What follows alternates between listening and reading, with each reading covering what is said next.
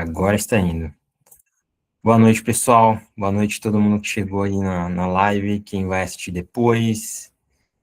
Obrigado por estarem aqui nessa live aqui da noite, quase madrugada aqui, né? As lives mais da noite.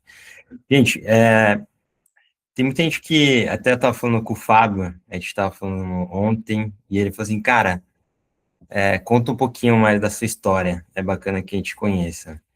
Eu comecei o Circular Art Hub tem 7 meses, é uma comunidade voltada para profissionais, lideranças, empresários do setor público, privado, líderes de cooperativas que atuam na linha de frente do tema de economia circular, e tem sido uma comunidade que já tem mais de 170 pessoas, tem sido muito bacana, tem sido uma experiência bem interessante, muito feedback positivo, e basicamente é isso.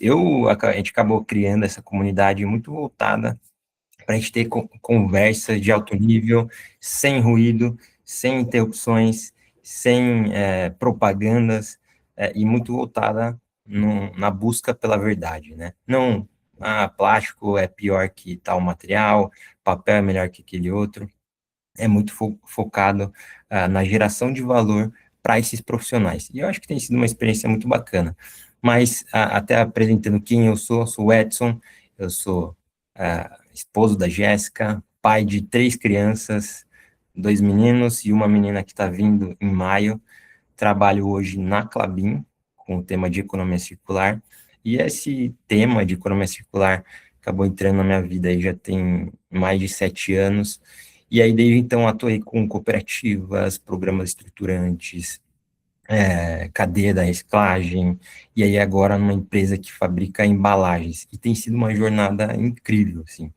Então, é uma jornada que eu gosto de passar o que eu tenho aprendido, e aprender também. E eu acho que essas lives, o propósito é basicamente isso. Como que a gente gera valor? Como que a gente convida pessoas que são tops em várias áreas e a gente discute sobre um tema. E hoje a gente tem aqui a oportunidade de contar com o Fábio, cara, que é uma referência no tema aí de design, vem trabalhando no Casulo, tem uma história de mais de 2 décadas com design, uma história incrível, muitos projetos de impacto, muita geração de valor, e espero que a gente tenha uma troca bem bacana aí. Fábio, vou deixar contigo. Gente, vocês que vão chegando aí na live, se quiser colocar o LinkedIn, as redes sociais, nome, onde que atua, para fazer conexão com quem vai chegando, fiquem à vontade. E é isso, Fábio, a palavra está contigo, meu caro. Boa, maravilha. Obrigado, Edson. Obrigado aí pelo convite. Bem-vindos todos e todas. Pô, maravilha ver vocês por aqui. Já vendo alguns rostos conhecidos que eu conheço presencialmente e outros que a gente troca mensagem quase todo dia no grupo, né? Tipo, acho que o Marcos, por exemplo, o Marcos eu não te conheço ao vivo, né? A gente se viu uma vez, não, eu encontrei o Yuri. O Yuri eu conheci, acho que a gente não se falou ainda, não.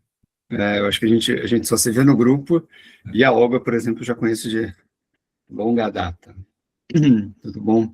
Bom, o Jorge também, então, enfim, que bom. Bom, pessoal, boa noite. Obrigado muito por esse tempo, 8 horas não é fácil, né? Ainda falei para o Edson, falei assim, olha, eu com 2 crianças pequenas aqui, cara, se não for 8 horas, antes disso eu estou no rolê ainda aqui. E agora se eu estiver falando mais Preparar o baixinho, banho, colocar a roupa, fralda. botar para dormir, tudo, até acalmar, Sim. é isso. Mas eu parei com 2, porque não sou desse, não vou conseguir fazer o que o Edson está fazendo, não. Uhum. Boa, mas vamos lá. Gente, eu montei uma apresentaçãozinha, então qual que é a dinâmica, né? Eu montei uma apresentaçãozinha, a ideia não é gastar, a gente tem assim, a gente combinou de fazer 1 horinha, e a ideia é fazer uma apresentação para provocar um pouco, trazer um pouco dos conceitos, um pouco do que a gente trabalha e como que eu olho para a economia circular nos projetos, e falando especialmente em design circular, mas a ideia é que deixe um tempo para a gente bater papo, tá? E também qualquer coisa, levanta a mão, talvez eu não esteja vendo, então qualquer coisa, abre o microfone, sai falando, tá tudo certo, tá? Vamos tornar isso aqui um bate-papo mesmo, e não um monólogo, por favor. Agora eu preciso aprender, estou tão acostumado com o Teams, que agora eu vou ter que ver Tem um como que eu faço no microfone, uma parte de vídeo e a... achei. Compartilhar áudio também, isso que é importante. Boa. Deixa eu ver, agora vai. Boa. Me digam quando vocês estiverem vendo, por favor. Agora sim, eu tô vendo. Boa. Eu realmente não estou vendo vocês, tá? Então, daqui a pouco a gente se vê. Bom, quem que sou eu? Eu sou o pai do Rafael e da Júlia, a Júlia com 3 anos, o Rafael acabou de fazer 1 ano também, começou a ir para a escola essa semana. Acho que esse é o que mais me resume. Mas quando a gente fala em vida profissional, eu tenho 22 anos de profissão,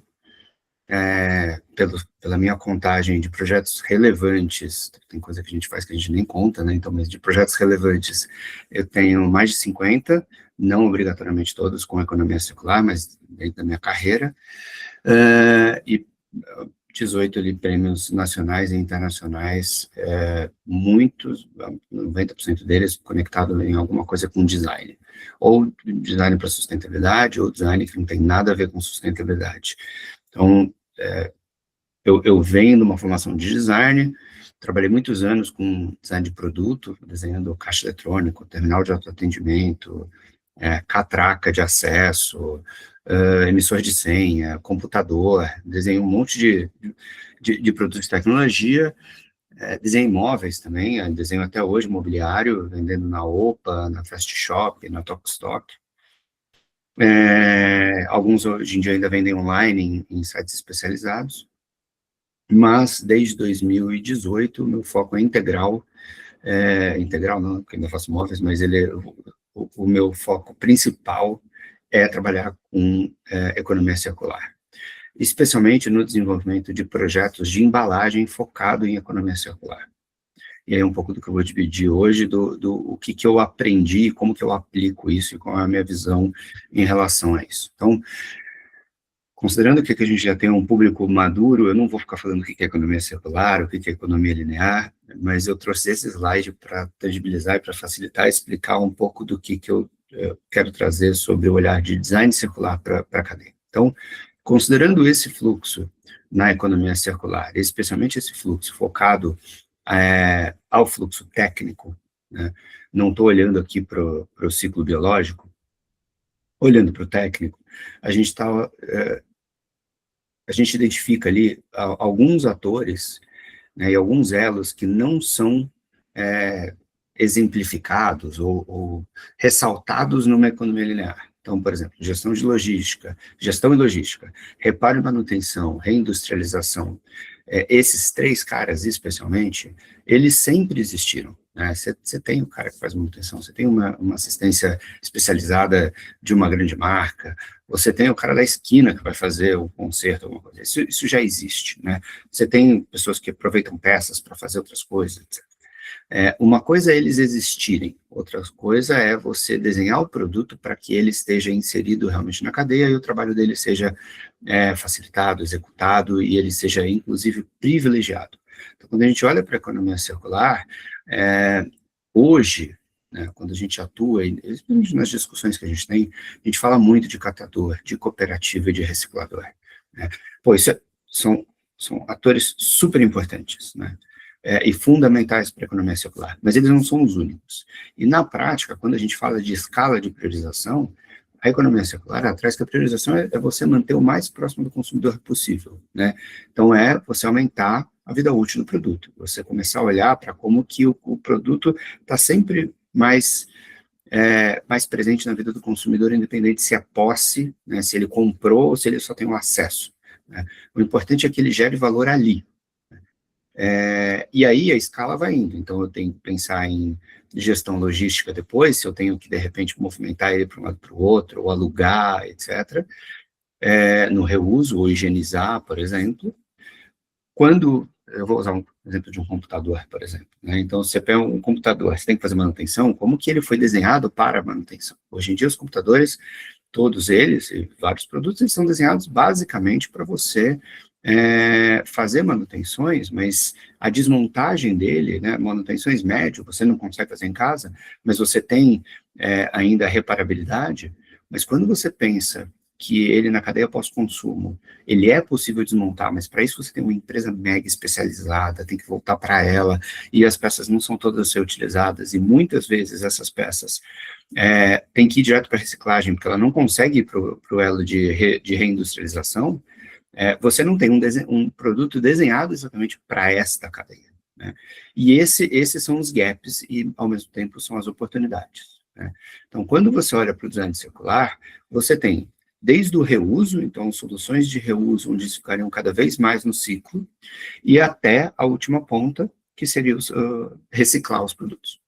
E outro elemento que traz quanto mais próximo você está do consumidor, e quanto mais próximo você está desse elo de reuso e de consumo, de uso, né, do consumidor, mais associado a novos modelos de negócio o teu produto ou serviço estará, né, e mais ligado a serviço.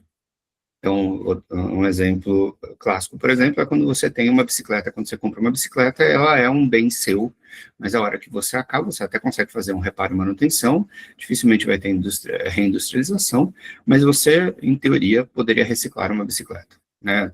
Não vou entrar no mérito da dificuldade não, mas ele vai para uma cadeia de reciclagem, tá? E isso é um processo mais usual. Quando a gente tem as bikes que a gente, pelo aplicativo, libera, e você tem o uso dela, né, ela não te pertence, aquilo, ele é uma bike, mas ele não é um bem para você aquilo é um serviço, né? Então, quem disponibilizou, então, a fábrica, por exemplo, se todo mundo só tivesse, por exemplo, bicicletas para alugar, né, provavelmente, a fábrica, se ela acreditasse que o modelo dela único é só venda, ela quebraria, porque ela não teria recorrência de compra, né? O que estaria acontecendo é recorrência de uso. E aí, quem que estaria ganhando dinheiro mais nesse momento é a empresa que opera o serviço de uso, né, e de cobrança.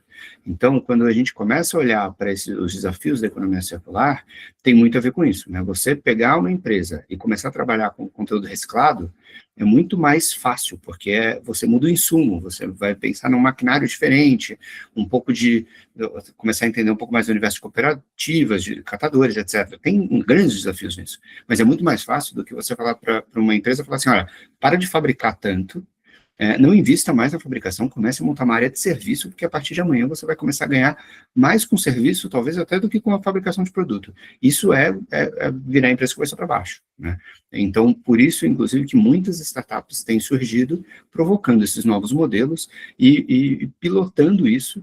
Muitas vezes, algumas delas são compradas porque uma empresa grande não tem a capacidade de fazer essa mudança tão grande dentro da sua própria estrutura. Então, o design circular vai acabar endereçando todos esses elos de uma forma diferente, dependendo de cada tipo de produto, cada tipo de serviço associado, ou cada ciclo que ele vai pegar, cada elo da cadeia aqui que ele vai endereçar.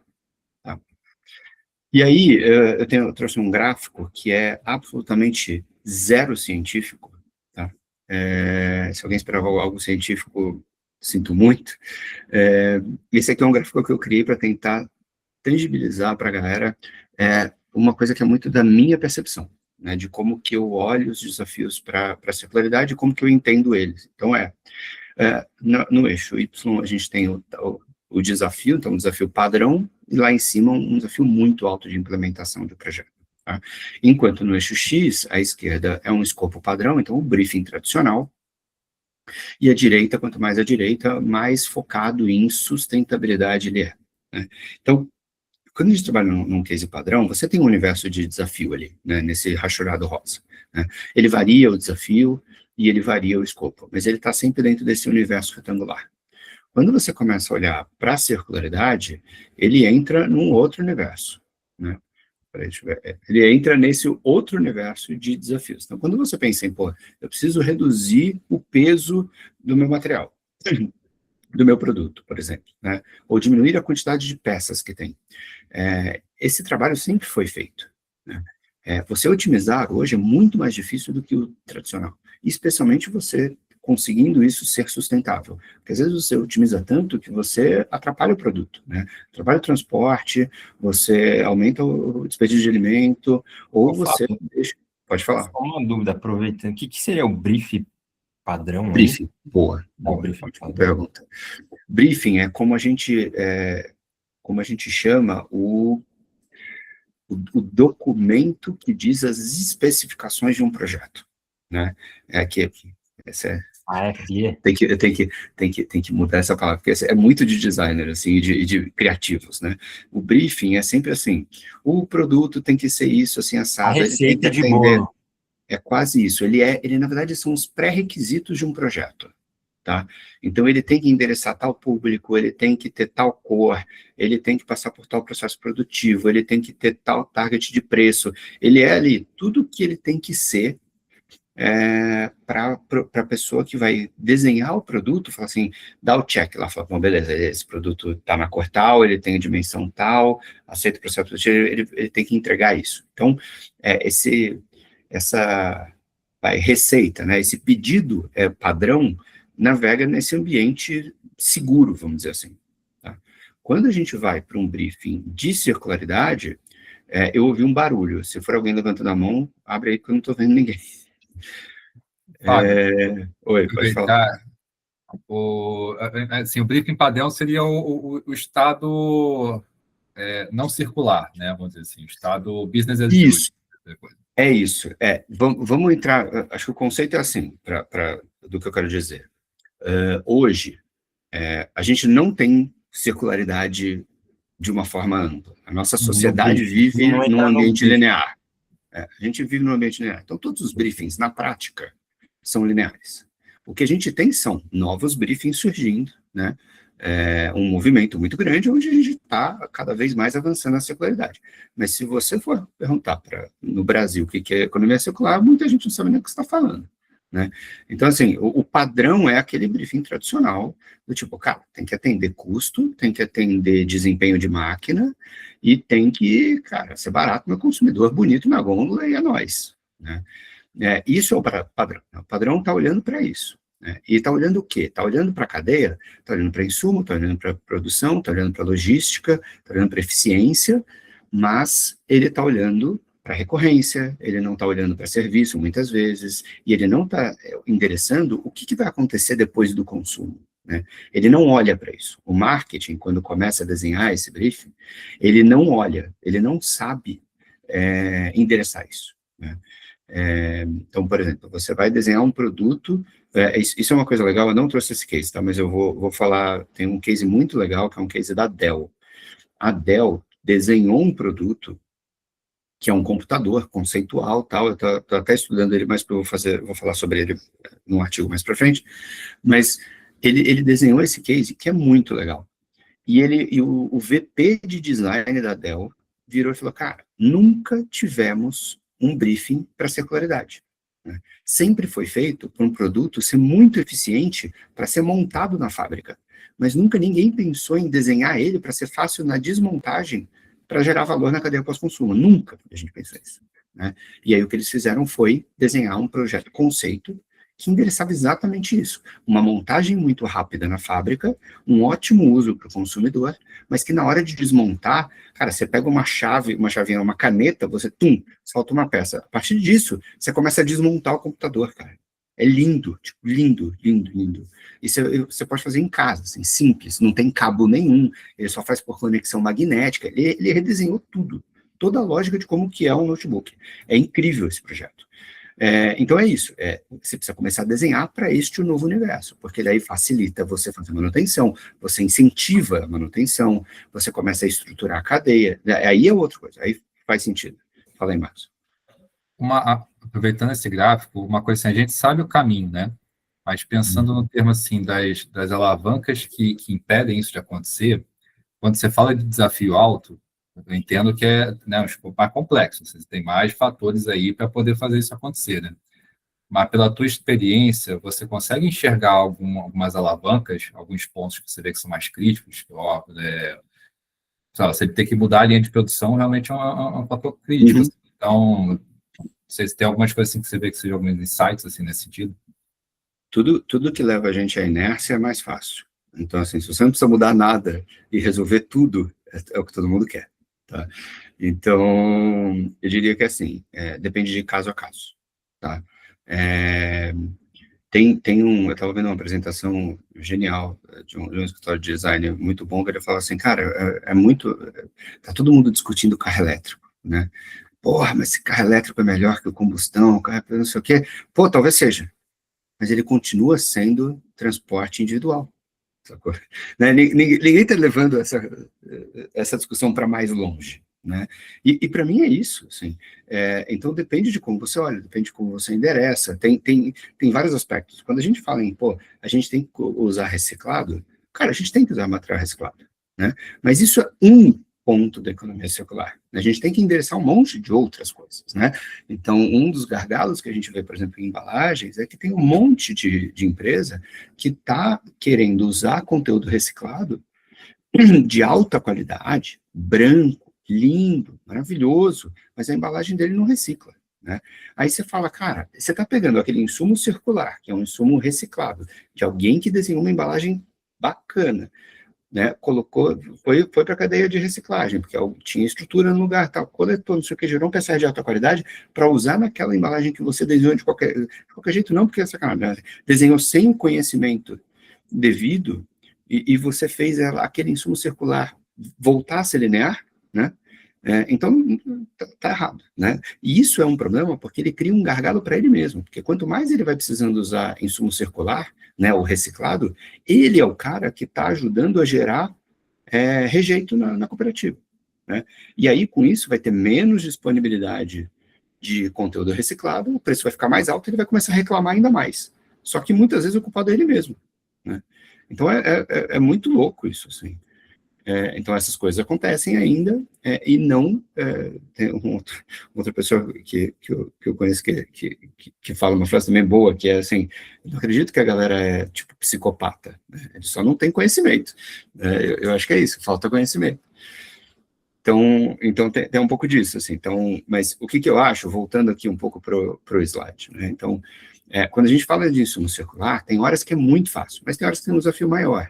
Especialmente quando se a gente fala renovável, tem desafios. Então, quando a gente fala do plástico, o reciclado tem desafios, né? No renovável é muito fácil, é drop-in, né? Se é no plástico, tipo, que nem a Braskem tem do polietileno verde, que vem da cana-de-açúcar. Se a gente usa um PLA, que é um renovável também, é um plástico de fonte renovável, ele tem desafios de maquinário gigantescos, né? Mas ele também está aí tentando achar seu espaço. Quando a gente fala do papel, o papel tem desafios gigantescos, né?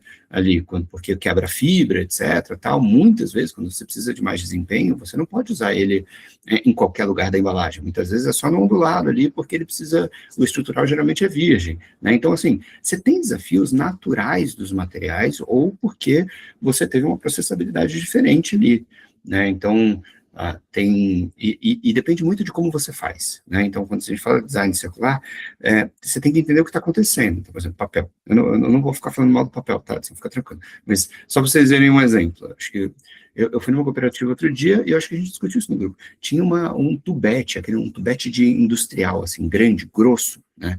Cara, estava no rejeito da cooperativa, né? Aí eu falei, mas por quê? Eu falei, não, porque quem compra de mim, né, não aceita, porque ele fala que a máquina do cara não consegue moer isso aqui, que é muito denso, né? Pô, mas é papel, o papel recicla. O papel recicla, mas aquele tubete, do jeito que foi feito, naquele lugar do país, né, e era em Alagoas, não tinha estrutura, né? Então, são coisas muito loucas, né? Você precisa começar a entrar nesse universo para entender o que está acontecendo, porque se a gente ficar discutindo... Depende, né, às vezes, né? E a gente está tão preso em o material é a questão, o material pode ser uma questão, mas ele também tem que saber, a gente tem que saber como aplicá-lo, onde aplicá-lo, né? Acho que isso faz toda a diferença, né? E aí, quando a gente fala de refil, no varejo ou residencial ou reuso, a gente obrigatoriamente está falando em mudar a jornada do consumidor e a gente está falando obrigatoriamente em serviço. Tá? Então, esse universo desse retângulo lilás, ele é um universo de mudança de modelo de negócio, geralmente. Tá? O que é um desafio muito maior para as empresas. Por isso que a gente ouve muita gente falando em redução do uso de um material ou menores espessuras, e todo mundo ouve, não é só o plástico. Né? E por isso que a gente ouve, porque daí você fala, eu tenho menos espessura, eu tenho menos material, então eu estou reduzindo a quantidade de resíduo que eu estou colocando no mercado, né, de produto e resíduo que eu estou gerando. E quando a gente fala de insumos circulares, a gente está falando cada vez mais o uso de renovável e reciclável. Né? Essas são as coisas menos difíceis de se fazer. Tá? Então, até porque, senão eu vou me alongar muito, e eu vou entrar em 2 cases. Então, eu fiz questão de trazer esse case, porque é da onde eu compartilhei um pouco do artigo que eu escrevi sobre esse case, na verdade. No artigo eu não cito que é Evino, mas é um projeto que a gente fez em 2019 com eles.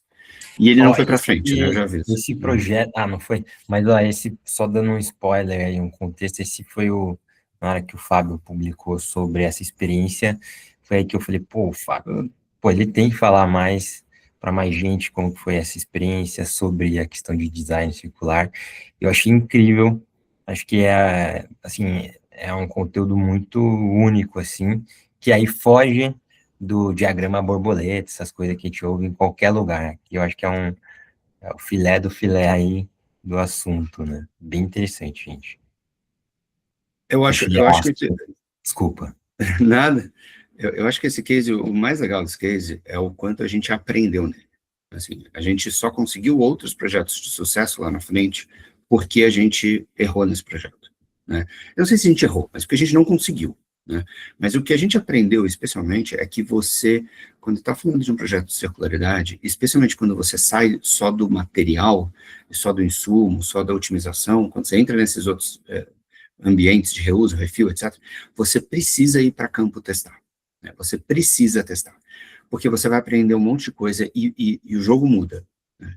Então, o que a gente fez? A gente na Braskem, né? Eu estou no Casulo, que é o lab de embalagens circulares da Braskem, mas a gente estava ali desenhando a estratégia e a gente falou, e como isso está crescendo para caramba, a gente está gerando resíduo para caramba, pré-pandemia isso, já estava gerando muito resíduo, está crescendo exponencialmente, a gente tem plástico muito usado para flexível, mas para embalagem rígida o papel domina, será que a gente não tem uma proposta que faça sentido dentro da circularidade? Né? E aí a gente fala, bom, se o papel é durável e as pessoas reclamam disso, talvez eu vou usar isso como benefício, né? Então, bom, eu vou usar ele como um bem durável, né? Será que o papel dura? A gente começou a fazer uns testes, as caixas que eles tinham duravam 2 ciclos no máximo, porque você começa a colapsar o papel, porque tem uma garrafa de vidro dentro, né, cheio de líquido, etc. E a gente começou a testar e a gente pegou a experiência de movimentações desse tipo de embalagem. O plástico aguenta com tranquilidade 40 ciclos, podendo chegar até 50 ciclos. Né? Aqui eu tenho um cenário interessante. Eu tenho um modelo de negócio, mas a primeira coisa que eu quero testar aqui é, será que funciona? Será que dá? Então, o que a gente fez? A gente fez apenas 2 alterações. Uma, a gente mudou a caixa, a cor da caixa, né? Então, enquanto era vermelho, a gente deixou branco, e a gente fez uma serigrafia da Evino, na verdade, quem fez foi um parceiro nosso, e a gente tirou todos os adesivos, e a gente colocou na época uma fita Hellman, né? Essa forca-gato, que o pessoal chama, que que você aperta um lacrezinho. Por quê? Porque a gente falou, cara, não quero colocar adesivo para não ficar sujidade, né? Porque senão você começa a tirar, colocar adesivo, não sei, vai ficar uma zona. E por que eu quero branco? Para ver quanto suja. Eu quero ver o quanto o transporte suja para saber se eu preciso a todo ciclo mandar lavar, se não, o que eu preciso fazer, né? E como ela performa. E a gente fez, se vocês forem ver na caixa maior lá, tem uma área de adesivação, né? Então, tendo 2 adesivos que iam, a gente colocou uma área específica para determinar e as pessoas não acharem que era em qualquer lugar, porque senão fica que nem mala de viagem, né? Um adesivo de cada país, em cada canto, você matou a experiência Evino. Daqui a pouco tem uma em cima do logo da Evino e tal. Então, a gente fez as primeiras investigações.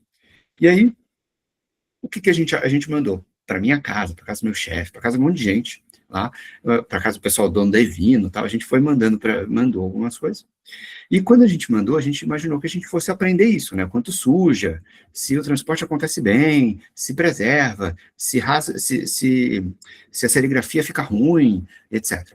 E o que a gente descobriu? A primeira coisa, existe esse cara. E o meu cara era o Léo, né? O Léo era o porteiro do meu prédio. Quando eu peguei a caixa, tinha um 92 gigantesco, assim, com um canetão pilô. Falei, ferrou, acabou o projeto aqui, né? Porque, cara, nunca eu ia imaginar que o Léo fosse ferrar o meu projeto todo. Porque ele foi lá e escreveu. E aí, quando eu comecei a reparar tudo que eu recebia, eu recebo tudo com canetão, né? Ou com alguma caneta e tal, não sei o quê. Só que isso é numa jornada linear, onde o porteiro recebe, para facilitar o uso dele, ele escreve, e aí você recebe em casa, e aí você joga fora, você vai descartar, né? Tanto faz se ele escreveu ou não, a tua jornada não vai ser impactada por isso, né? Não é isso que você vai falar, pô, chegou o negócio do Evino, tem um canetão, não, você sabe que foi o Léo. Só que numa jornada circular, onde essa caixa tem que cumprir ali os seus 40 ciclos, se chegar no Edson com o escrito 92 do Fábio, ele vai ficar puto. E se o Marcos receber depois com 92, com 34, vai ficar uma festa, né? Primeiro que o Léo do prédio do Marcos não vai saber nem para quem mandar, para quem entregar, né? Porque vai ter tanto número ali. Então, é uma zona, assim. Então, o que a gente começou a descobrir é que existem atores no meio da cadeia que sempre existiram, da mesma forma que a cooperativa sempre existiu, etc., né? Mas o porteiro sempre existiu, mas que ele nunca foi relevante no desenvolvimento de uma nova embalagem, porque o ciclo era linear, ele entrava naturalmente. Quando a gente fala de circularidade, ele pode ter um papel que a ação que ele toma muda completamente o jogo e inviabiliza um processo que você tem, né? E isso que a gente descobriu. E aí, a partir disso, a gente chamou esse cara de stakeholder invisível, que é o cara que, né, a pessoa que tem alguma ação, mas que a gente não identifica normalmente no briefing, né? Naquela lista de requisitos. E aí a gente foi descobrindo outros, né? Então eu vou mostrar o que aconteceu nos protótipos. Essas são as caixas que chegaram na minha casa, né? Então, o 92 escrito do Léo, né? Aí, se você for ver, tem uns em caneta Bic também, porque era segundo e tal. Então, a gente começou a olhar a cor não deu certo, ou deu certo? Isso, então, aí o branco a gente descobriu. Então, o que foi? Eu fui falar com o Léo. Eu falei, pô, Léo, caramba, você escreve na caixa? Ele, pô, seu Fábio, não pode? Eu falei, não, claro que pode, Léo. Fala pra ele que não pode, tô louco, né? Eu vou falar para quantos Léos que não pode, né? Aí mudou o Léo, já tem. Então, assim, eu falei, não, claro que pode, você tem que fazer o que você faz, mas eu quero saber por que você faz. Eu não posso, eu falo, tá chegando coisa pra caramba, você passa rápido aqui, eu preciso ir rápido, né? Senão, ferrou. Aí eu escrevo para facilitar. Eu falei, cara, perfeito, mas não tem caso nenhum que você não escreve. Ele falou assim, cara, não, seu Fábio, eu sempre escrevo. Obrigado. Ferrou, tá pronto já para voltar para o meu chefe e falar, deu ruim, mas quando eu estava chegando, juro, quando eu estava chegando no elevador, o Léo vira para mim e fala assim, seu Fábio, o que é Léo ali? Porra, cara, em nenhum momento eu não escrevo. Cara, quando vem uma caixa preta, porque a minha caneta sempre é azul ou preta, aí não pega, né? Não dá para ver. Nesse caso, eu ponho um post-it. Porra, gênio, né? Salvou o projeto, né? Porque a gente entendeu aí que, nesse caso, a jornada do Léo não era uma mensagem, não sei o quê, era a cor, né? A cor ia mudar o comportamento do cara, né? Então, olha que louco, né? A gente colocou branco para testar uma coisa e a gente descobriu outra, né? Por quê? Porque o ambiente de circularidade muda a jornada, né? Muda a minha jornada, mas agora eu tenho o papel de como que eu mudo a jornada do Léo para ele entrar numa jornada circular sem querer, naturalmente, né? E aí a gente testou em cinza para ver se ele mudava e claramente não adiantou, tem que ser preto mesmo, né? Sim, tem esse ponto, dá para usar reciclado, muito mais fácil, isso é fato. Então, assim, e aí a gente ficou, pô, mas, pô, será que vão gostar de preto e tal? E a gente comentou, não, pô, preto é muitas vezes de valor, né, de premium, não sei o quê, né, de luxo. Então a gente começou a entrar nessa pira de, tipo, pô, aqui a gente pode começar a posicionar como luxo, uma parada diferente. Então também tem essa brincadeira. Eu não posso dar muitos detalhes por que o projeto não foi para frente, mas a gente não conseguiu implementar por uma questão interna da Evino, que no meio do processo a gente descobriu que a gente não ia conseguir avançar nesse projeto. A gente até poderia reduzir essa barreira interna deles, mas a gente descobriu um outro problema no caminho, que é esse. Um outro stakeholder invisível, que é o cara da logística reversa. O cara da logística reversa, ele viu um monte de caixa na hora de voltar, e ele falou, eu vou ficar carregando caixa individual, eu vou unitizar tudo. Aí o cara me enfia fita ao redor da embalagem inteira. E eu botei a fita Hellman para ninguém colocar adesivo, o cara da logística reversa me enfia um monte de fita, entendeu? Então, e a gente também mandou algumas embalagens desmontadas, para a gente não transportar ar, né? Mas para ver o que era. Então, como a gente fez 3 tipos de transporte, devolver a caixa desmontada, para ter mais otimização, aí que o cara enfiou fita mesmo, porque daí ele queria unitizar aquele negócio todo, né? Foi tipo bizarro, assim, ele cobriu o negócio de fita. O segundo foi esse que vocês estão vendo, que é com caixa vazia, porque era mais fácil, ninguém tem que fazer nada, é só entregar e devolver, mas transporta o ar, né, uma variação do ciclo de vida vai ser piorada. E o terceiro eu devolvo as garrafas de vidro vazias, para a gente tentar fazer com que volte o vidro, e o vidro tem uma demanda gigantesca no mercado, falta vidro no mercado, né? Então, para a gente conseguir ver se volta o vidro, e aí ter um único lugar, né? Então, o CD da Evino receberia um único vidro, teria um ponto de descarte correto do vidro, e você poderia até monetizar o descarte do vidro, né? Vendendo o vidro. Então, uma coisa poderia ajudar a outra. Então, a gente tinha vários planos e a gente foi testando. Mas a gente já viu que a logística reversa no Brasil está muito mal estruturada, né? Inclusive, a empresa que estava ajudando a gente, ela estava super afim de ajudar, mas ela vira para a gente e fala assim, olha, eu tenho um programa de logística reversa, eu tenho um produto, eu vendo esse produto, mas eu vendo 5 vezes mais caro do que qualquer outro produto. Eu falei, mas porque é muito difícil de operar? Ele falou, não, é porque eu não quero vender mesmo, porque eu não quero vender, porque é muito difícil, eu não sei fazer direito, é um rolê muito complicado, a gente prefere, então se alguém quiser pagar 5 vezes, eu faço, mas, então, para a gente, ele fez na parceria, porque ele também queria aprender, mas, cara, a gente marcava, assim, cara, uma Fiorino que passava, assim, ele marcava, tipo, terça-feira no período da tarde, ele não aparecia, né? Ele ia aparecer no outro dia, só que daí dos lugares que a gente pegou era uma residência, justamente para saber, quando não tem portaria, como faz? O cara não aparecia, não estava, e quando ele aparecia não tinha ninguém em casa, não sei o quê. Então, esse foi um dos grandes motivos pelo qual o projeto não deu certo, né? Porque se isso tivesse certo, a questão interna da venda a gente resolveria. Então, isso aí se diz a lógica inversa seria dessa embalagem de transporte, né? Da embalagem de transporte, que é a caixa da Evino. Então, o problema logístico dele, quando vai para o consumidor, é um desafio gigantesco. Uma dúvida, por exemplo, assim, o cliente da Evino, ele tem uma recorrência, assim? Essa é uma ótima pergunta. Na hora que entregava, não daria para pegar já também, sabe? Ótima pergunta, porque esse foi o motivo pelo qual eu escolhi a Evino. Porque eu falei, pô, eu assinava um clube de vinho. E eu falava, cara, eu recebo todo mês vinho em casa. Então, na hora que o cara vier pegar, eu volto. Só que a logística, essa era a premissa inicial, só que aí a gente começou a entrar em desafios de brasileiro, cada vez as residências são menores, as pessoas não obrigatoriamente querem ficar um mês com uma caixa parada, não obrigatoriamente tem espaço. A caixa ainda, né, cara? O cara que faz a logística de ida não é o mesmo que faz a logística de volta, ele não consegue arquitetar isso, então é melhor ter um dia assim, tais dias do mês tem a logística reversa, entendeu? Então, assim, era o mais fácil. Mas é uma ótima pergunta isso aí. Sensacional. Para a gente conseguir bater papo ainda, eu tenho mais um case, mas o outro case é muito rapidinho, porque ele tem um vídeo explicativo. Não, manda ver. Eu tô gostando. E aí, pessoal? Mais um case, né? E aí depois a gente, acho que aí é legal trazer também, pessoal, se tiver alguma dúvida, algum case para a gente discutir. Não, é isso. Não. É isso aí.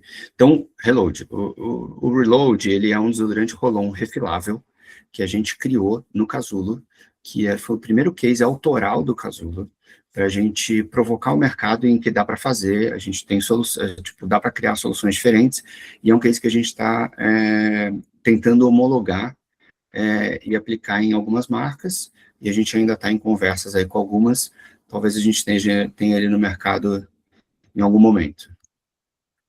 Eu vou passar um videozinho para vocês verem o que a gente fez. É o case do desenvolvimento, tá? Eu parei o vídeo? Travou. Porque eu mudei a tela. Peraí, eu vou voltar lá.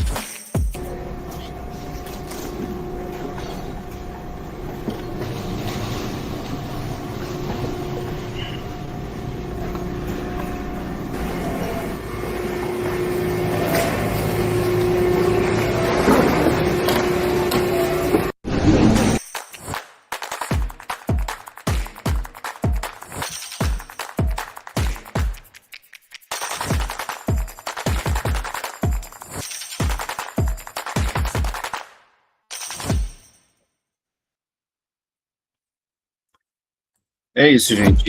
Esse é um case que já ganhou 2 premiações, nas premiações que a gente consegue conceito, né? Então, no Prêmio Brasileiro de Design e no Design for a Better World, que premia... O Prêmio Brasileiro de Design, ele é o maior prêmio de design do país atualmente. O Design for a Better World é uma premiação do Centro Brasil Design, que premia projetos de impacto social e ambiental. E a gente está na final do IF Design Awards, que é o Oscar do Design Mundial. Só de estar na final é tipo, a gente pode falar que a gente foi nomeado ao Oscar, sabe? Então, tipo, é super legal. Sensacional. Então, a gente gosta muito desse projeto, porque ele tem esse olhar amplo, né, assim. Então, eu vi que alguém perguntou o material, é 100% PP. A gente conseguiu viabilizar ele 100% em PP. A gente tem muitos aprendizados inseridos aqui, né? Então, assim, a gente fala muito em, toda marca que chega no Casulo e fala assim, cara, eu preciso fazer teste com o consumidor, né? Eu vou tirar a apresentação e a gente bater um papo. Então, eu preciso teste com o consumidor, né? Alguém fez teste com cooperativo, né? É um elo da cadeia importante, né? Se você quiser circularidade, não é só... Você ficou mudo, Fábio. Sem querer, eu acho, você clicou aí. Você tá mudo. Voltou? Voltou. Desculpa. Não, então, vocês não viram nada do que eu falei, basicamente, então.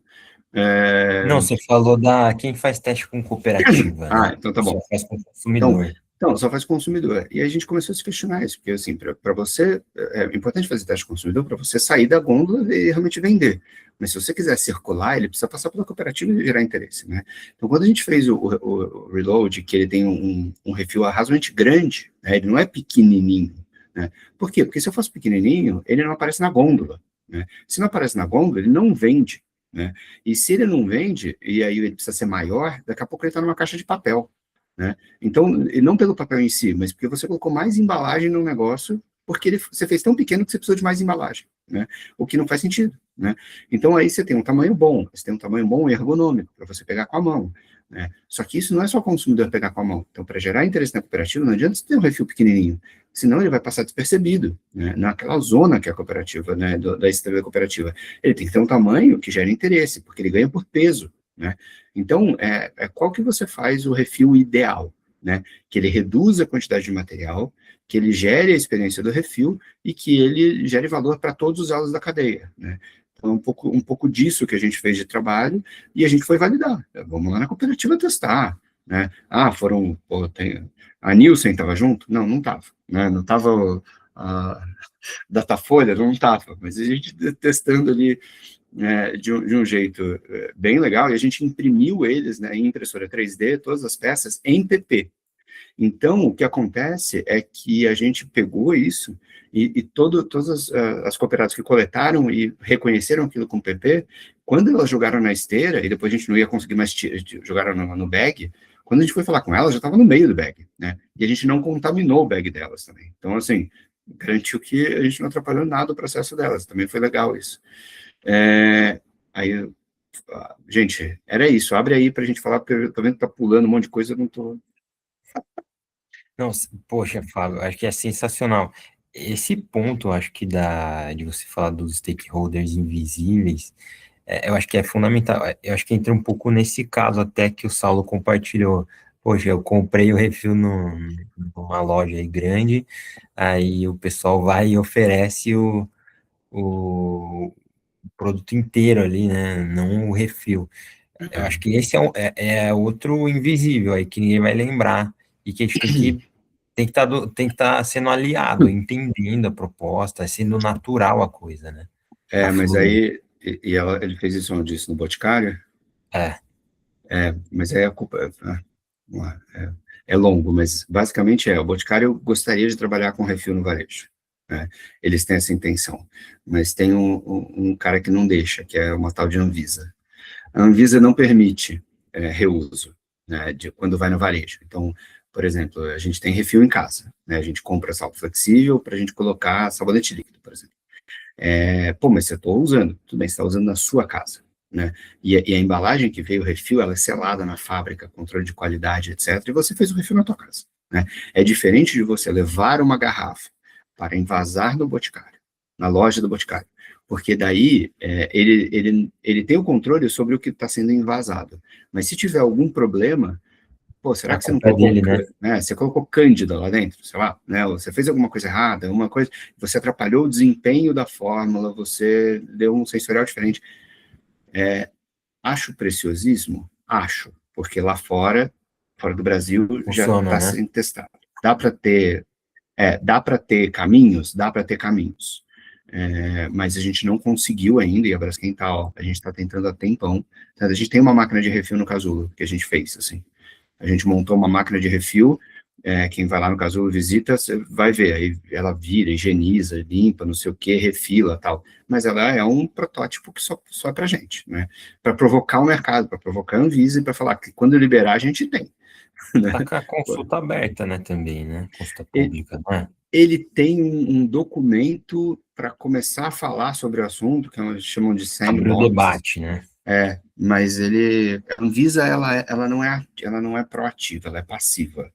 Então, ela precisa que todo mundo fale alguma coisa, prove A, B, C, tá, e E ela vai não só analisar. uma empresa, né? Tem que ser alguns outros Tem que ser, stakeholders também, né? tem Então, por exemplo, sei lá, associações, universidade, tem, referências, né? é Lideranças. isso, é exatamente isso. É um trato bem difícil, né? É bom ponto. Segue o A, Mercosul também. ela, Tem esse segue, ponto. ela segue, mas a Anvisa, as regras dela, elas são muito, muito pautadas nas legislações europeias.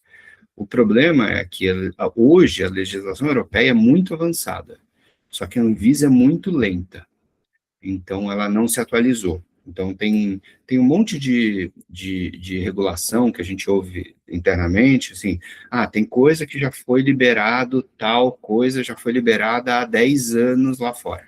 A Anvisa não começou nem a olhar aqui ainda, está na lista dela do tipo, algum dia olhe, por favor, e está há 10 anos lá parado. né? Assim, coisas que poderiam avançar no mercado, porque o processo é muito moroso. Então, temos esse desafio. Mas, por exemplo, o Chile é um país que fala muito sobre refil, muito sobre granel. O que a gente aprendeu depois das investigações que a gente fez não é porque a legislação do Chile é avançada, é porque praticamente não há legislação. Então, o fato de não haver legislações tão bem estruturadas... Beneficiou, né? Você não pode falar não pode, porque você nunca falou se pode ou não, né? Então, aqui não, aqui a gente é o inverso, a gente é regulado até demais. É isso. Boa. É Jorge, Big Belt Cintas. Vai lá, Jorge. Tudo bem? Oi. Parabéns, Fábio, pelo projeto aí. Só queria dar um testemunho rapidinho. Olha, quando a gente lançou a capa, essa é a capa pallet, substituiu o filme Slash. Nós estamos no mercado já há 9 anos. O que aconteceu? O pessoal, as primeiras capas, o pessoal rasgava e jogava fora a capa. Né? Depois, o pessoal está preocupado, mas como que você faz a reversa? Eu falei, você dobra, devolve, principalmente no supermercado, vai do CD para o supermercado, vai e volta. Isso foi através de treino, instrução, pegar o cara na mão, explicar como é que o negócio funciona para fazer a reversa, que aí o negócio começou a funcionar. Demorou assim 6 meses para eu entender como que um produto reutilizável funciona. Né? Isso é um case. E também tivemos que colocar um porta-documentos, porque o pessoal colava um monte de coisa aqui, e aí o pessoal começou a colocar coisas dentro desse envelope. O outro caso que eu queria comentar com você rapidamente, o Ivino, que foi papelão, eu perdi aquilo, foi papelão, foi plástico depois? Não, eles têm uma embalagem de papelão, a gente, quando desenvolveu, a gente em chapa alveolar de PP. De PP, aquele poliondas, tipo um polionda. Polionda, é um polionda. Beleza. É capa de caderno. E dentro da caixa vai a caixa de vinho ou o vinho vai avulso? Não vai avulso. Ele substitui a caixa de papel mesmo. Ele substitui a caixa de papel. Ele é uma caixa plástica. Tá. É bem o estilo que você tem, eu acho, inclusive. Olha aqui, nós tivemos uma feira na Espanha e a gente viu muito utilizado essas bolsas reutilizáveis para e-commerce. A gente lançou, ela tem 3 tamanhos, uma única. E a gente está apresentando isso para os nossos clientes. O pessoal fala, a gente não tem reversa, então o negócio não funciona. Eu falei, implementa uma reversa que vai funcionar. E ninguém tem vontade. O produto está lançado e não tem interesse. Jorge, se você quiser uma dica, um cliente que pode, talvez, ser interessante é um cara tipo uma Netshoes, assim. Caras que vendem calçados ou roupas, são os principais. Por que a gente ouviu? Por que eu estou te falando isso? Porque a gente ouviu já dessas empresas que o que acontece é que eles contratam um jeito diferente, eles fazem um contrato diferente com as operadoras. A gente ouviu da própria operadora, tá? Então, por exemplo, uma Total Express. O cara, ele tem se você contrata hoje, ele vai contratar o envio de uma carga. Uma Netshoes e uma, sei lá, C&A, Renner, eles contratam o combo de envio e logística reversa própria, né? Que aí é um modelo específico para esses caras. Por que eles fazem isso? Porque o brasileiro tem o costume de comprar online, mas ele compra o tênis verde e o amarelo, porque ele não sabe qual que ele quer melhor, né? Aí ele compra uma camiseta amarela escura e uma amarela clara, porque ele não sabe qual que vai ficar melhor nele. Então ele compra um monte, sabendo que considerando que ele vai devolver um, né? Então a devolução deste tipo de item é tão grande que esse tipo de e-commerce tem um contrato logístico que já envolve a reversa. Olha, sensacional. Bacana, não sabia disso. Legal. Obrigado. Então, pode ser um caminho de um cara que já está contratado. Mas aí, nesse caso, eles trazem, ele já possui, assim, volta como? Na embalagem que veio, assim? Tipo, a camisa, aí depende de cada um, né? Depende de cada operação. Tem cara que faz isso, mas ele tem contrato com o correio, então você tem que entregar no correio. Tem gente que, dependendo do tipo, a Amazon, muitas vezes ela pega dentro da tua casa, então depende de cada cara. Bom, sensacional. É isso. Deixa eu só trazer um último exemplo, acho que, obrigado a você. Trazer um último exemplo, que acho que, antes da Vanessa falar, é um caos, tá? Bem rápido, sobre esse negócio de manutenção e não é preparada. Eu tinha uma torradeira em casa, uma torradeira de pão. E eu fui fazer teve um acidente aqui, a gente acabou queimando o cabo da torradeira, tinha que trocar o cabo. E aí eu fui andando aqui no final de semana, encontrei um dessas portinhas de garagem, que é um cara que fazia manutenção. O cara tava lá vendo um jogo de futebol, não sei o quê. Chega pro cara e fala assim, vim aqui, o que você quer? Vim consertar a torradeira. Deixa eu ver. Aí ele pega, abre o saco, olha para a torradeira, e era uma torradeira que veio da minha sogra, dos anos 80, assim, uma torradeira das antigas, assim. Mas boa pra caramba a torradeira. Sempre funcionou, não sei o que, eu precisa trocar o cabo. Ele falou, não, isso aí eu não conserto, não. Eu falei, por quê? Você não conserta a torradeira? Ele falou, não, torradeira eu conserto, mas essa eu não conserto. Eu falei, mas por quê? Ele falou, não, isso é muito difícil de desmontar, eu não vou perder meu tempo com isso, não. Foi sério? Ele falou, sério, eu não vou, não. Ó, vai numa outra assistência lá, não sei o que, me indicou um outro lugar. Eu falei, mano, tipo, é isso, o negócio não é feito para manutenção, sacou? Então, manutenção existe, né? Mas daí foi no outro cara, o outro cara fazia e me cobrava R$150. E uma torradeira nova era mais barata. Então, hoje eu tenho uma torradeira nova. É isso. Diga, Vanessa. Boa noite, pessoal. Parabéns, Fábio, por compartilhar aí as ideias. Acho que a gente que está no mundo da circularidade ouve os seus depoimentos, já dá um comichãozinho interno, né? São tantas questões que envolve não somente o design, mas toda a cadeia em si, né? Principalmente a conscientização. Acho que o nosso grande desafio enquanto país continental é o consumidor, né? A gente pode deixar o melhor design, a melhor rota, né? O melhor processo de triagem, mas se o consumidor também não tiver consciente, a roda não gira. E aí, pegando um pouco do exemplo que você deu, e essa inquietude, né? Eu sou diretora do Grupo Interação, nós somos, né, na economia circular, nós somos os recicladores, né? A gente tem uma unidade de polímeros, fazemos embalagem com conteúdo reciclado. E eu, como consumidora, eu não utilizo o refil, Fábio. Porque a gente sabe, né? Eu sei que o multicamada ele não vai ser reciclado e eu prefiro comprar, por exemplo, o meu sabão para minha máquina de lavar, a embalagem de PP, né? O PAD, porque eu sei que ela vai ser muito mais circular do que o próprio refil, né? Então, eu acho que também um dos desafios muito importantes quando a gente pensa em design para circularidade, além da reciclabilidade, né, são as questões regionais, de você ter essa coleta, de você ter o preço para girar isso de norte a sul do país. E a gente está falando de um material que não é a tecnologia, ela não é difícil, né? Já é super conhecida e utilizada. Isso para vidro, plástico, enfim.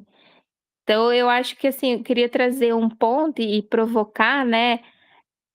No estudo em si, onde entra a regionalização, como que isso é levado, né, como provocação para os brand owners, porque eu acho que é entender o nosso país enquanto uma dimensão muito grande, mas também esses desafios da pulverização e como retornar isso de uma forma sustentável. Legal. Tem várias questões. Iório chegou. Seja bem-vindo, Iório. Boa, Iório. O cara chega só com 1 hora de atraso, né, Iório? Não, ele chega, abre a câmera, ri, fecha e fica quieto. Eu não queria tumultuar, né? Sensacional. Muito.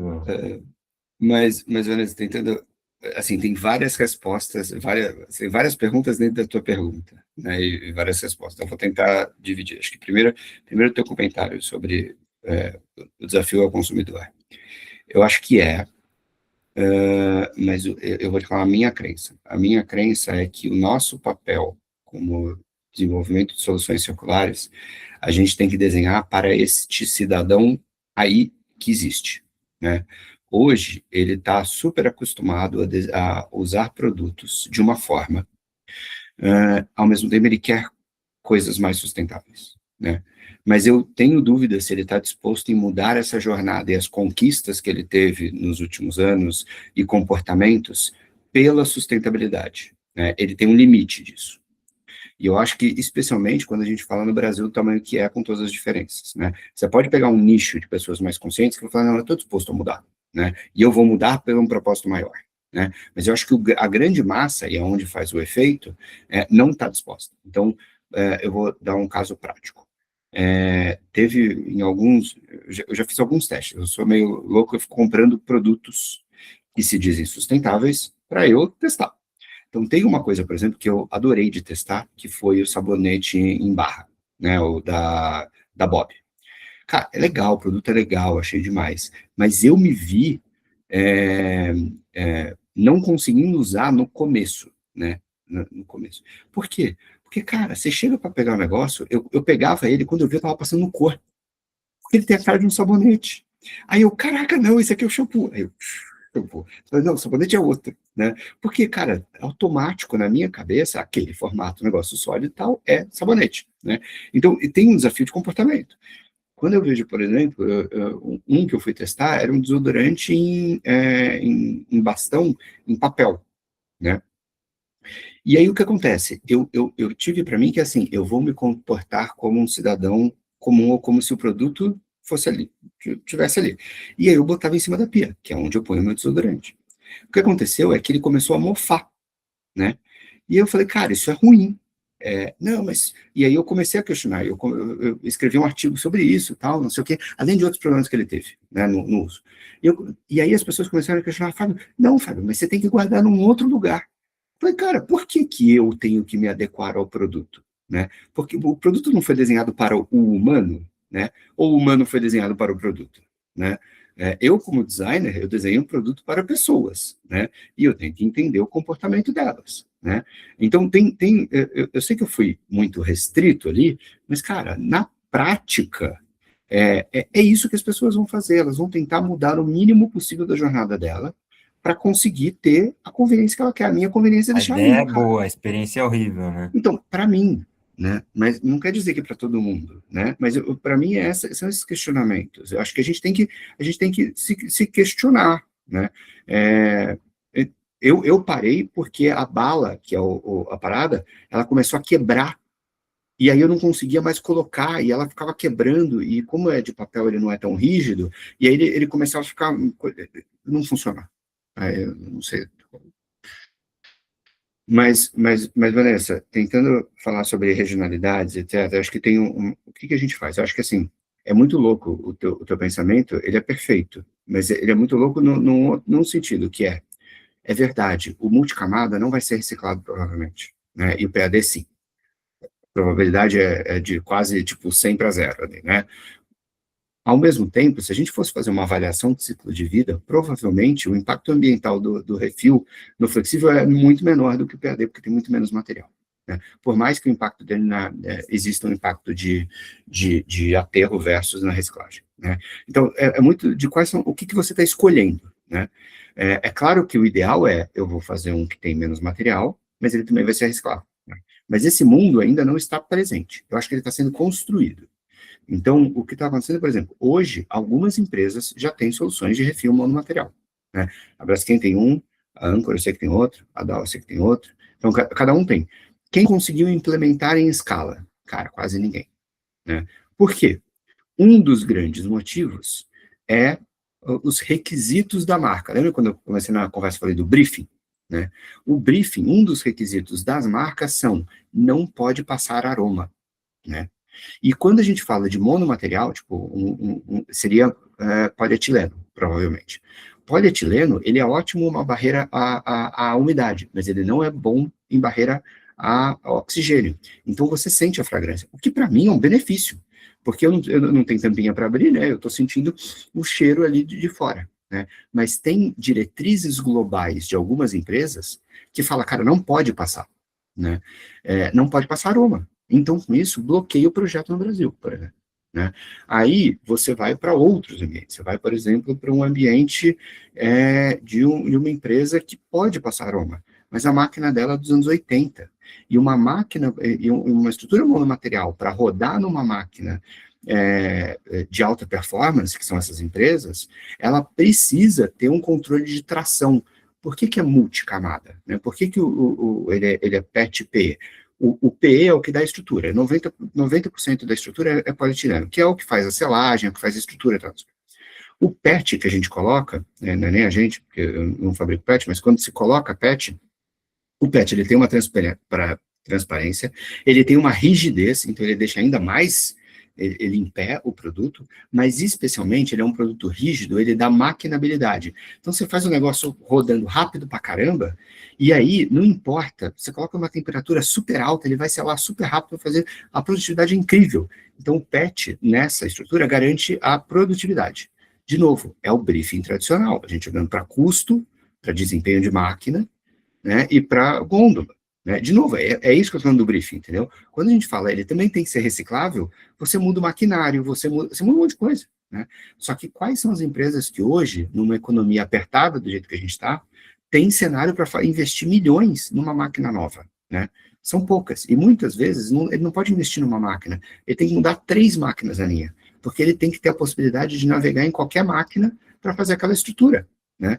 Então, tem um desafio financeiro, e aí, para mim, vai um desafio muito grande, que não é uma empresa que tem que mudar, a cadeia tem que mudar, porque se os refis não começarem a ser monomateriais ou recicláveis, né, a cooperativa não vai perceber, porque se uma marca mudar, vai ser uma gota no oceano, né? A cadeia tem que mudar. Ao mesmo tempo, você tem algum incentivo financeiro do governo para falar, cara, quem investir em maquinários que são para circularidade, que vão favorecer a implementação de soluções altamente recicláveis, que vão desenvolver a cadeia de reciclagem, esse cara vou zerar o imposto dele, por exemplo, e vou ajudar ele a pagar com juros menores, etc. Existe isso? Não existe isso. Né? Ele entra no bolsão de qualquer investimento, é a mesma coisa. Então, isso desincentiva e desprioriza. Não, mas a PEC da reciclagem não tem para maquinários das marcas. Ele pode ter para estrutura de reciclagem, etc. Mas ele não tem para o CAPEX industrial. E ele não tem também ainda projetos de lei ou coisas que têm incentivos fiscais para este tipo de movimento. Porque se a marca não tiver capacidade para mudar, ela vai escolher, provavelmente, os desafios mais urgentes, que para ela não são a reciclagem, né? São a sustentabilidade do negócio inicial. Né? Porque as margens estão apertadas, etc., ela vai em outro drive. Então, a gente precisa de um monte de ações, né? Inclusive políticas públicas. Não sei, respondi, Vanessa? Boa, Fábio, respondeu. Tem algumas questões, mas respondeu. Tá bom, Obrigada. depois a gente continua, depois eu tento responder as outras questões. Claro. Sensacional. Ô, Fábio, uma coisa. Cara, a gente já tá na hora extra aqui, mas se permite aí uma dúvida. Cara, você mostrou aquela matriz sensacional ali, né? Do como que é hoje e para um olhar mais circular. Onde que entra, assim, projetos de otimização de engenharia? Ele, cara, nessa visão, ele é muito otimização, né? Ele não toca no problema, né? Se a gente for ver bem assim.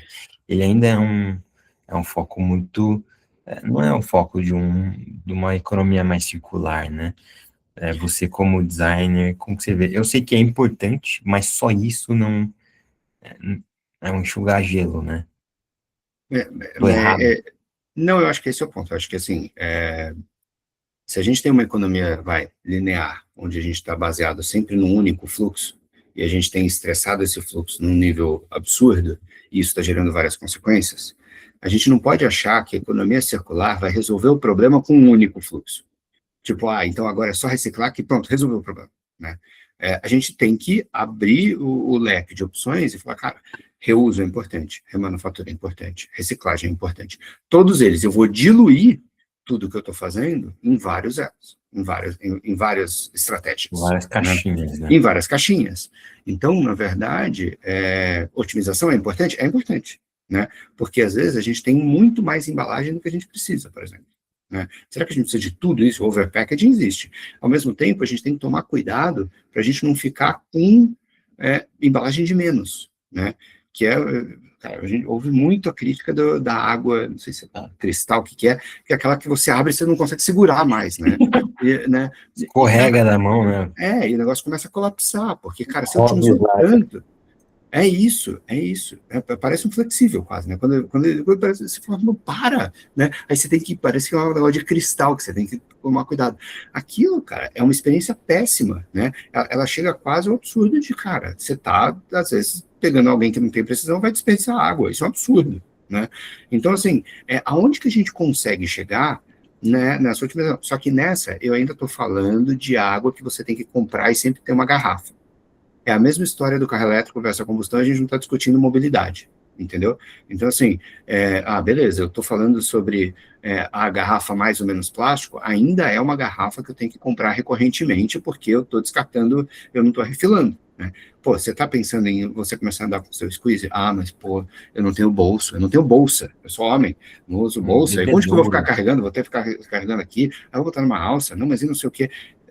Você muda a jornada, mas assim, isso é um outro efeito que você vai dar. E tanto faz qual é o squeeze, se é de plástico, se é de vidro, não é essa a questão, a gente está falando de jornada, né? E isso dá uma potência maior sobre o que vai ser a pressão que a gente está colocando sobre o nosso planeta, né? Só que isso também muda o negócio, porque o cara que vende água, se as pessoas começarem em peso a usar squeeze, o cara que vende água engarrafada tá ferrado. Se ele não começar a entender que o negócio dele é água e não embalagem engarrafada de água, né? Ele vai ter que começar a explorar isso de forma diferente. Então, acho que são essas provocações. Show. Vai lá, Marcão, para gente fechar. Cara, vou tentar não segurar muito, porque todo mundo deve estar verde de fome aí também. Eu não. Não, né? Chega aqui jantado já. Fala dela. Mas, Fábio, cara, foi fantástico, assim, foi legal que você não colocou muito conteúdo, foi pouco até, mas assim, trazendo muitos insights e muitas questões, muitas dúvidas em cima do próprio exemplo prático, né? Então, isso eu acho que é legal, essa riqueza da praticidade, né, da coisa. E acho que tem várias camadas que dá para a gente falar em cima disso, mas acho interessante essa questão da visão sistêmica, né, que isso é muito importante, assim, não dá para olhar só para um fluxo, né, quando a gente está falando de circularidade, assim, realmente tem que olhar para a cadeia de valor. Quando a gente fala de embalagem circular, um exemplo que sempre me vem na cabeça é da garrafa litrão, da cerveja litrão e do galão de água. Então, aí há décadas, e funcionam, né, e continuam sendo utilizados, mas que têm as suas particularidades, né? Não é todo mundo que bebe água de garrafão, não é todo mundo que bebe cerveja de litrão, né? Então, enfim. E aí me vem uma coisa assim que você trazendo os cases, né? E tudo que você explicou para a gente, assim, me vem a importância de olhar para todos os elos da cadeia e que muitas vezes a gente perde, assim, meio que super simplifica, né, a coisa. Às vezes olha só alguns elos pontuais, então tem essa questão do ator invisível que você colocou, que assim que é fundamental. E isso traz eu fiquei pensando numa coisa importante, que é a coisa dos incentivos. Como a gente trabalha com esses incentivos na cadeia, né? Porque o brand owner, ele tem que fazer o produto chegar no consumidor. E para isso ele depende de uma embalagem, né? O custo da embalagem já está embutido no custo daquele produto, isso aí já é dado. Mas o custo desse retorno, não. E aí fica esse desequilíbrio, né? Tem empresa que assume esse custo, tem outras que não, aí tem momentos que o governo precisa impor, né, esse retorno para poder fazer isso acontecer, beleza. Mas tem uma questão dos designers, né, como fazer esse letramento do designer, né, designer de produto, né, como levar essa conscientização para o designer, para realmente pensar em produtos, né, em embalagens que entreguem valor, para além de só segurar ali o que está dentro, né, e pensar também qual o incentivo que a gente pode ter para quem retorna isso, né, que é isso, tipo, o entregador do iFood, ele está levando ali o produto para as pessoas porque ele está ganhando um dinheirinho por aquilo, mas ele não ganha nenhum dinheiro para levar a embalagem de volta. E aí, esperar que as empresas todas, né, de uma hora para outra, vão simplesmente investir nisso, infelizmente as coisas não acontecem assim, né? Mas o que pode ser feito de valor com essa embalagem, né, de entregar valor com essa embalagem para que esse retorno seja vantajoso do ponto de experiência do usuário, né? Então, acho que esse... Assim, sobre o iFood, a gente pode ter uma conversa depois de novo só sobre o iFood, que a gente fez um case de embalagem retornável com eles. A gente aprendeu pra caramba, né? Muito, muito, muito. Por exemplo, uma coisa que essas coisas de investigação, de ir para campo e investigar, a gente fez uma entrevista depois com 48 consumidores numa dinâmica dentro do iFood e tal, e eu falando, pô, crente que a logística reversa fosse tipo, vou devolver agora, e o cara deixa na portaria e depois alguém retira, né? Cara, 80% mais ou menos das pessoas falaram, cara, não quero deixar na portaria. Eu quero entregar em mãos. Eu falei, mas por quê, cara? Ele falou, porque a minha portaria recebe encomenda, mas eu sou proibido de deixar coisas na portaria.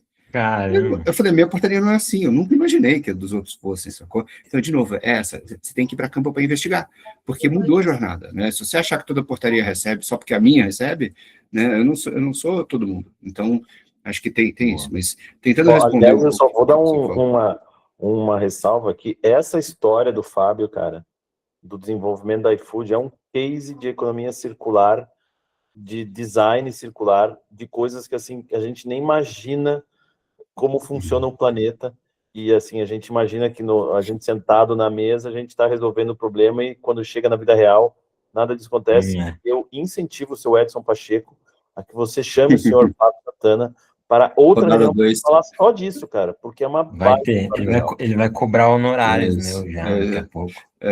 Mas esse case é legal mesmo, ele é um case Fábio. Não, e o mais legal é que também não foi para o mercado. Cara, não foi isso, era a minha pergunta, deu certo, eu lembro, teve a conversa não pode dar certo por causa da Anvisa, mas o objetivo não era implementar, o objetivo era outro, mas daí eu vou deixar essa para frente. A gente com fome, isso, boa, fome. É isso, mas tentando responder, Marcos, assim, acho que tem duas coisas, acho que o primeiro eu formado em design há 22 anos atrás, eu não tive aula de sustentabilidade, né? Hoje, as universidades começam a ter alguma coisa. Vejo muitos professores ainda, o cara técnico que agora dá aula de economia circular. Você fala, cara, vai ser mais ou menos. Eu posso falar com propriedade porque eu conheço as pessoas, tá? Assim, então, mas eu conheço outras pessoas muito boas dando aula de economia circular ou de sustentabilidade. Então, assim, tem de tudo, mas eu acho que o movimento está começando. A gente, ao mesmo tempo, vê no Casulo, a gente recebe muita universidade, né? Muita universidade, a gente vai nas universidades, a gente faz muito trabalho e a gente não é para falar do plástico, tá? É para falar de economia circular. Claro que a gente vai ter um conteúdo mais focado em plástico, que é onde a gente entende, onde a gente tem propriedade e não vai falar besteira, né? Então, mas a gente fala muito sobre economia circular, porque a gente acha super importante que isso seja disseminado. Mas a galera é muito crua, né? Não entende. Então, acho que esse é um primeiro ponto. Existe muita coisa que as pessoas precisam aprender. Mas, ao mesmo tempo, existem pessoas que não estão nem aí, tá? Existem. Então, assim, existe empresas que chegaram no Casulo, a gente fez alguma coisa, o cara falou, nossa, sério que é assim? Que animal? Pô, muito bom saber, obrigado, e mudou. E eu já cheguei em reunião, falei, olha, muito legal o que vocês estão fazendo, mas deixa eu avisar uma coisa, você está colocando um produto, do jeito que você está fazendo, ele não vai reciclar. Porque o produto X, cara, uma marca mega famosa, mega querida, cara, e etc. Eu não vou nem falar o segmento, tá? E não sei o que, nem falar o tipo de embalagem. Mas o que você está fazendo, do jeito que você está fazendo, não vai reciclar. Se você mudasse a arte, Se a arte fosse mais simples, ia para um outro tipo de processo de impressão, não demandaria ser multimaterial, daria para ser monomaterial, no teu processo existente não ia mudar nada. Você só tem que mudar a arte. Só isso. Aí ele falou, não ligo.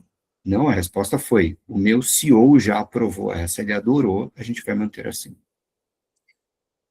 É assim. E, detalhe, a embalagem que eu estava sinalizando é uma embalagem que simboliza o oceano e é a linha que representa sustentabilidade nessa marca. Olha que Falou tudo já, hein? desesperador. Sacou? É desesperador. Então, assim, neste caso, para este caso, existe o decreto que foi lançado agora, que é o decreto do plástico, sabe? Que vai falar sobre reciclabilidade. Eu, sendo muito pragmático, acho que para mim é isso, assim. Vai ter, ou vai ser no amor ou na dor, né? Então, acho que isso vai acontecer, e inclusive o artigo que eu estou escrevendo agora, hoje estava escrevendo, inclusive, exatamente sobre isso, porque eu não sei se eu vou conseguir fazer um negócio tão provocativo, mas era marketing, cuidado que o decreto vai te pegar. Era o nome do artigo, eu não sei se vai ser exatamente esse, mas era isso, porque no final das contas é assim, o marketing é que define 90% das coisas. É ele que define o que vai para o mercado. Porque ele fala, eu sei de consumidor, eu entendo tudo. Só que no PNL da marca, quando ele chega lá e ele fala assim, olha, tem que custar R$5 na gôndola, tem que ser de tal material, tem que ser de não sei o quê, e ele tem o orçamento ali, o custo da logística reversa, o custo, o pênalti do aterro sanitário não está na conta do produto dele. Né? Quem paga é o município pela coisa, ou é a cooperativa, quem não é rentabilizado é a cooperativa, a externalidade está ali, fora da empresa, longe da empresa dele, e o produto dele performando maravilhosamente na gôndola, né? Às vezes por falta de conhecimento e às vezes por negação, sei lá, né? Mas não está performando. Então o que acontece é, esse profissional precisa começar a se conscientizar. E a gente vê algumas marcas, isso é real, tá? Eu tenho um exemplo de uma marca muito legal, que, se eu posso falar, porque daí é um caso bom, né? A Grendene. A Grendene, hoje, está no PNL de todas as marcas, Melissa, não sei o que, todas as que ele tem, no PNL do marketing. Tá o custo. PNL? PNL é o Profits and Loss, losses, demonstrativo resultado econômico. Então tudo que ela ganha e perde ali, então o case completo financeiro do projeto. Então, quando ele tem esse cálculo de quanto custa o projeto, quanto que vai ganhar de dinheiro e etc., não sei o que lá, ele sabe, vou ganhar 10 mil e vai custar 5. Por quê? Porque a externalidade, o custo não está ali, né? Não está nessa conta. Né? E agora, na Grendene, você obrigatoriamente, é uma decisão da empresa, o custo da externalidade está dentro do marketing. Então, se ele desenha uma embalagem que é reciclável, ele tem ainda mais lucro, né? Se ele tem uma embalagem que está gerando um pênalti de cooperativa, de reciclagem e de aterro, ele perde dinheiro, ele tem menos margem, ele está fazendo com que o produto seja menos lucrativo para a empresa, né? Então, isso já está. Isso, para mim, é o que tem que ser, né? Essa é a minha opinião. Né? Tem que estar ali. Porque se o tomador de decisão, ele que define estratégia, ele que define posicionamento, cor, etc., não sei o quê, e o cara toma essa decisão e o negócio está gerando um prejuízo para outra parte da cadeia, a responsabilidade é dele. Né? Então, isso tem que começar. Né? E eu acho que o decreto vai começar a dar luz para as empresas começarem a pagar. E aí uma coisa até que eu questiono no artigo a questão é quem que vai pagar na empresa? É a marketing ou eles vão jogar para a área de sustentabilidade e pagar como questões de sustentabilidade, né, e fingir. Então, assim, mas a empresa vai pagar. A empresa vai começar a pagar. E isso é importante para a gente começar a dar luz para coisas invisíveis que estão acontecendo, né, que sempre existiram, né, não são stakeholders invisíveis, mas são custos ocultos que estão ali, e que vão começar a reverberar. E o legal é que o que a gente sabe começou com o decreto do vidro, né, lá atrás, agora o decreto do plástico, e os outros materiais, os decretos já estão começando a ser escritos. Tá vindo assim, na esteira. Tá vindo na esteira. Tá vindo papelão, tá vindo aço, milho. Isso, tudo, Tá tudo vindo bem na junto. esteira, Tem eu que, espero que não vire rejeito, né? que assim seja. Poxa, Fábio, cara, que sensacional a sua mensagem, cara, acima de tudo, né? Acho que teve um conteúdo, mas acho que acima de tudo você passou uma mensagem poderosa, cara, que a gente precisa disseminar, que eu acho que todo mundo tem que ouvir, entender. Não é simples, é complexo e precisa envolver mais atores, né? Então acho que isso aí eu acho que é uma coisa muito prática, assim. Eu fiquei pensando muito nisso, assim, né? Hoje eu atuo no time de sustentabilidade e essas provocações, acho que quem atua com sustentabilidade levar para o time de desenvolvimento de embalagens, P&D, inovação, é fundamental, porque às vezes é isso, a visão é até ali, a missão é chegar na gôndola e ser escolhido primeiro que todo mundo, mas o restante da jornada ali, os invisíveis e tal, e até naqueles que se propõem a resolver desafios lineares, cara, às vezes falha na largada por conta disso, né? Então, muito obrigado, cara, pela sua generosidade, pela sua disponibilidade. Com certeza sua esposa deve ter dado mais trabalho aí para ela. Você tá aqui aí, e a molecada. Então, sei bem como é isso. Isso. E, gente, muito obrigado quem ficou até agora. Pô, 1h30, sensacional. Ficaria mais 1h30, mas amanhã tem que acordar cedo, o Fábio também. Quem puder ligar a câmera e a gente tirar uma fotinha aqui, acho que seria legal. Bom, mas obrigado pelo convite, viu? E que bom que até o Marcos apareceu até nos 45 segundos do tempo. Muito obrigado. É, Cara, eu não ia perder de jeito nenhum, cara, nem que fosse 1 minuto da tua fala. boa. Aliás, Fabião, obrigado, cara, pelo ato heróico outro dia lá em Pirassununga. No Só para CCB. falar para vocês, o cara saiu de São Paulo, foi para Pirassununga, caiu Eu numa tava indo. valeta com o carro, Fez voltou o para quê? São Paulo para se conectar online, pelo menos, cara, e não deixar a peteca cair. Então, esse é o cara que você pode contar pro que for, cara. Caramba. Esse é Eu tava, parceiro.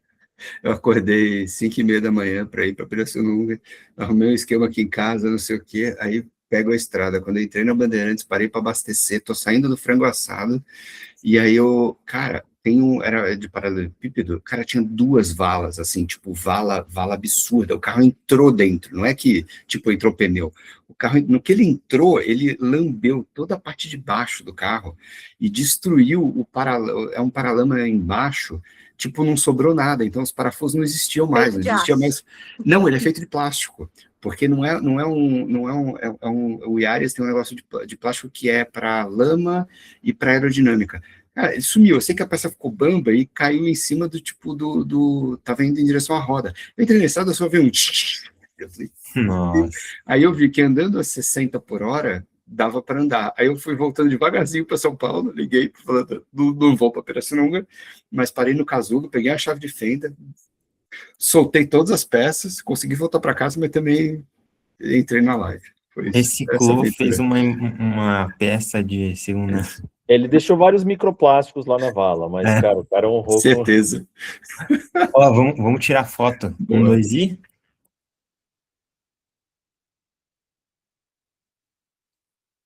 Boa.